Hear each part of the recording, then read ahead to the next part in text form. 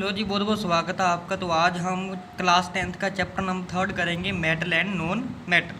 ठीक है जी। तो मेटल से तो बेटा आप सभी लोग फैमिलियर ही हो। ठीक है जी, पता है कि मेटल्स क्या होते हैं। तो मेटल्स देखो बेटा हर जगह यूज़ होते हैं, चाहे वो बेटा ऑटोमोबाइल्स हो, शिप वगैरह हो, ट्रेन है, बिल्डिंग है, यूटेंसिल्स वगैरह बनाने के लिए हो, ब्रिज के लिए हो, एरोप्लेन है। तो इन सभी चीज़ों में जो है बेटा मेटल जो है काफ़ी ज़्यादा यूज़ में आता है। ठीक है। तो ज़्यादातर जो पहले पहले था बेटा वो कॉपर मेटल यूज़ होता था। ठीक है। कौन सा मेटल यूज़ होता था? ज़्यादातर कॉपर होता था, फर्स्ट मेटल था। ठीक है। जो कि सबसे पहले यूटेंसिल वगैरह बर्तन वगैरह बनाने में यूज़ हो रहा था, वेपन वगैरह में, और बाकी और भी जो चीज़ें थी वो सारी की सारी फिर कॉपर की ही बनती थी। अब तो बेटा काफ़ी सारे मेटल्स आ चुके हैं। तो जैसे कि मेटल हमारे पास बेटा टाइटेनियम होते हैं, क्रोमियम है, मैग्नीज है, जिरकोनियम है, काफ़ी ज़्यादा हल्के होते हैं। ठीक है जी। काफ़ी ज़्यादा हल्के होने के कारण बेटा इन्हें डिफेंस इक्विपमेंट में जो है यूज़ किया जाता है। मेटल्स जो है जैसे कॉपर वगैरह, सिल्वर है, गोल्ड वगैरह है, ये बेटा काफ़ी ज़्यादा हमें यूज़ होने को मिलते हैं। जैसे कॉइन है, ज्वेलरी वगैरह है। ठीक है। इन सभी चीज़ों में बनाने के लिए यूज़ होता है। सबसे पहले अगर बेटा मैं इसकी फिजिकल प्रॉपर्टीज़ के बारे में बात करूँ तो जो मेटल्स होते हैं वो जर्नली लस्टर्स होते हैं। लस्टर का मतलब होता है बेटा शाइनिंग। तो काफ़ी सारे मेटल है बेटे, जैसे आप अगर कोई स्टील की भी चीज़ लेकर आते हो नई नई तो काफ़ी ज़्यादा बढ़िया और चमकदार होती है ना। जैसे जैसे उसको यूज़ में लेकर आते रहते हो या फिर आप ये चीज़ जो है फिर धीरे धीरे क्या है कि बाहर पड़ी रहे ऐसे, तो इनकी शाइनिंग जो है फिर कम हो जाती है ना, क्योंकि ये धीरे धीरे फिर ऑक्सीडाइज वगैरह होने लग जाते हैं। अगर इनकी अच्छे से टेक केयर की जाए तो बेटा ये काफ़ी ज़्यादा फिर टाइम तक जो है टिके रहते हैं जी, है ना। तो जैसे हमारे पास गोल्ड है बेटा, गोल्ड जो आप यहाँ पर देख सकते हो, गोल्ड की बनी हुई जो बैंगल्स हैं ये काफ़ी ज़्यादा जो है शाइनिंग होते हैं। ठीक है। सिल्वर के बनी हुई चीज़ें काफ़ी ज़्यादा शाइनिंग होती हैं। प्लेटिनम की जो बनी हुई चीज़ें हैं वो भी काफ़ी ज़्यादा शाइनिंग होती हैं। इनका सरफेस जो है बेटा ईजिली पॉलिश्ड हो जाता है। ठीक है। तो बिकॉज ऑफ जो लस्टर्स होते हैं जो metal use for in making jewellery और ऑर्नामेंट, तो इनकी यही जो लस्टर्स की खासियत जो रहती है, तो इसी कारण जो है बेटा इन्हें ज़्यादातर हम ऑर्नामेंट या ज्वेलरी वगैरह बनाने में यूज़ करते हैं। हार्डनेस, तो मेटल जो होते हैं काफ़ी ज़्यादा बेटा हार्ड होते हैं। अगर आप इन्हें ट्राई करोगे कट करने के लिए एक थिन रोड के साथ आयरन की 2 पीसेज में, तो ये काफ़ी ज़्यादा मुश्किल होगा। क्यों? क्योंकि बेटा इनमें हार्डनेस काफ़ी ज़्यादा रहती है। ठीक है। तो ज़्यादा हार्डनेस के कारण इसीलिए इन बेटा ज़्यादातर हम एरोप्लेन वगैरह, ऑटोमोबाइल्स वगैरह, शिप वगैरह बनाने में यूज़ करते हैं। ठीक है। उसके बाद अगर प्रॉपर्टी की बात करें, मल्टिंग और बॉइलिंग पॉइंट होता है। तो जो बेटा मेटल होते हैं तो इनका काफ़ी ज़्यादा हाई बॉइलिंग और मल्टिंग पॉइंट होता है। यही इनकी खासियत है कि खासियत इनकी ये है क्योंकि इनके जो एटम्स होते हैं वो इतने ज़्यादा क्लोजली पैक्ड होते हैं, इतनी ज़्यादा अट्रैक्टिव फोर्स होती है कि इन्हें तोड़ने के लिए काफ़ी ज़्यादा अमाउंट में फोर्स चाहिए होती है।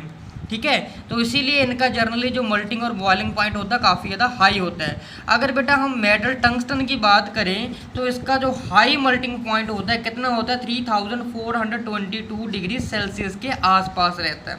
तो देख लो बेटा कितना ज़्यादा इनका हाई मल्टिंग पॉइंट है। यहीं अगर मैं बात करूँ बेटा गैलियम की 29 डिग्री सेल्सियस मल्टिंग पॉइंट होता है। सीजियम का अगर बात करें तो 30 डिग्री सेल्सियस होता है, काफ़ी ज़्यादा कम है इनका। अगर मैं मरकरी की बेटा करूँ है तो मेटल है जो बट लेकिन रूम टेम्परेचर के ऊपर जो लिक्विड में रहता है। ठीक है। क्वेश्चन पूछा जा सकता है ऐसे मेटल का नाम बताओ जो रूम टेम्परेचर के ऊपर भी लिक्विड फॉर्म में रहता है। तो आंसर क्या आ जाएगा? मरकरी। Hg इसका जो है सिंबल होता है। ब्रोमाइन भी होता है बेटा। ठीक है जी। और जो मल्टिंग पॉइंट होता है इसका लगभग -38.8 डिग्री सेल्सियस होता है। नेक्स्ट अगर मैं बात करूँ बेटा डेंसिटी की, तो डेंसिटी भी जो है मेटल की काफ़ी ज़्यादा हाई रहती है क्योंकि इनमें जो एटम है वो एक दूसरे के क्लोजली पैक्ड होते हैं, नज़दीक रहते हैं, जिसके कारण इनकी जो डेंसिटी है वो काफ़ी ज़्यादा हाई रहती है। डेंसिटी का मतलब होता है कि नंबर जो एटम होते हैं पर यूनिट वॉल्यूम में वो काफ़ी ज़्यादा हाई रहते हैं। ठीक है। तो जैसे कि बेटा मैं एग्जांपल के तौर पे आपको बताऊं, आयरन है उसकी density 7.86 gram centimetre cube inverse में होती है, जबकि अगर निकल की बात करें डेंसिटी वो 8.9 ग्राम सेंटीमीटर क्यूब के आसपास रहती है। अगर सोडियम की बात करें तो 0.97 रहती है। पोटाशियम की अगर कहें तो और भी ज़्यादा कम है, 0.86 ग्राम सेंटीमीटर पर क्यूब। ठीक है। तो इसीलिए ये वाले जो मेटल होते हैं काफ़ी ज़्यादा हल्के होते हैं पानी से। उसके बाद बेटा मेटल के पास काफ़ी ज़्यादा इंपॉर्टेंट प्रॉपर्टी होती है मेलेबिलिटी। तो बेटा एग्जाम में काफ़ी बार पूछा जाता है मेलेबिलिटी क्या है, डक्टिलिटी क्या है। तो मेलेबिलिटी बेटा मेटल की एक ऐसी प्रॉपर्टी है जिसमें जो मेटल है उन्हें बीट करके एक शीट की फॉर्म में चेंज किया जाता है, उसे हम क्या बोल देते हैं बेटा, मेलेबिलिटी। डक्टिलिटी है, डक्टिलिटी भी एक मेटल की ऐसी प्रॉपर्टी है जिसमें जो मेटल है उसे हम एक थिन वायर में ड्रोन कर देते हैं, उसे हम डक्टिलिटी बोल देते हैं। तो बेटा हमारे पास जो प्रॉपर्टी है वो है इलेक्ट्रिकल कंडक्टिविटी। तो मेटल की जो बेटा इलेक्ट्रिकल कंडक्टिविटी होती है वो काफ़ी ज़्यादा हाई होती है जी, गुड कंडक्टर होते हैं इलेक्ट्रिसिटी के, ठीक है जी। तो जैसे कि आप ये डायग्राम में देख रहे हो कि एक बैटरी लगी हुई है, बैटरी का जो पॉजिटिव टर्मिनल है वो बल्ब के साथ जुड़ा हुआ है और बल्ब का जो एक एंड है वो सीधा एक चम्मच के साथ, यानी कि एक मेटल का स्पून रखा हुआ उसके साथ जुड़ा हुआ है और चम्मच का एक एंड जो है वो सीधा बैटरी के नेगेटिव टर्मिनल के साथ जुड़ा हुआ है।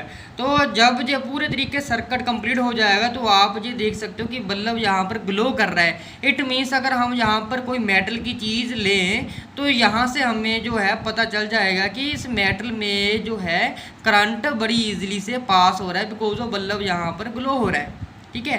तो इसी तरीके से अगर मैं बेटा अगर कोई यहाँ से नॉन मेटल की चीज़ ले लूँ, जैसे कि मान लीजिए कि मैं प्लास्टिक की यूज़ कर लूँ यहाँ पर, तो ये बल्ब ग्लो नहीं होगा। क्यों? क्योंकि प्लास्टिक जो होता है एक पुअर कंडक्टर होता है, किसका, इलेक्ट्रिसिटी का, उसमें करंट पास ही नहीं होता, ठीक है जी।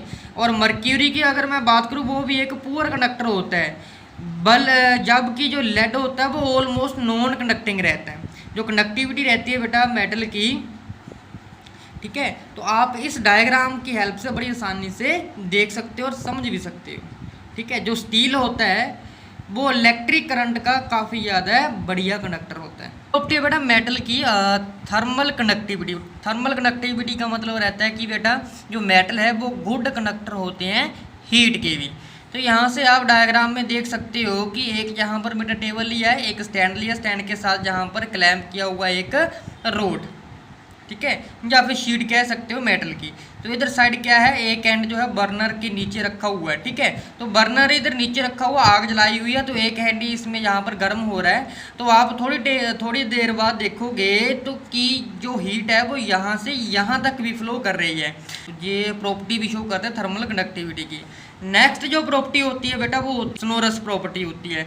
सोनोरस का मतलब होता है बेटा कि साउंड प्रोड्यूस करना, कि अगर आप कोई भी मेटल की चीज़ लो और आप हिट करते हो कि स्ट्रॉन्ग सरफेस के साथ तो उसमें आवाज़ आती है, आवाज़ आती है, इट मीन्स जो मेटल है उसके पास सोनोरस की प्रॉपर्टी होती है, ठीक है। तो सुबह सुबह अगर आप बेटा मंदिर जाते हो तो उसमें भी घंटी होती है, तो जैसे बजाते हो तो आवाज़ बड़ी अच्छी आती है उसमें भी, है ना। इट मीन्स फिर वहाँ पर मेटल के पास सोनोरस प्रॉपर्टी होती है, वो या वहाँ से पता लग जाता है। तो ऐसे स्कूल की बेल भी होती है ना, छुट्टी से पहले भी और छुट्टी के बाद भी, रिसेस टाइम भी, ठीक है। तो बजती है तो आवाज़ आती है, तो इट मीन्स मेटल के पास सोनोरस प्रॉपर्टी भी है।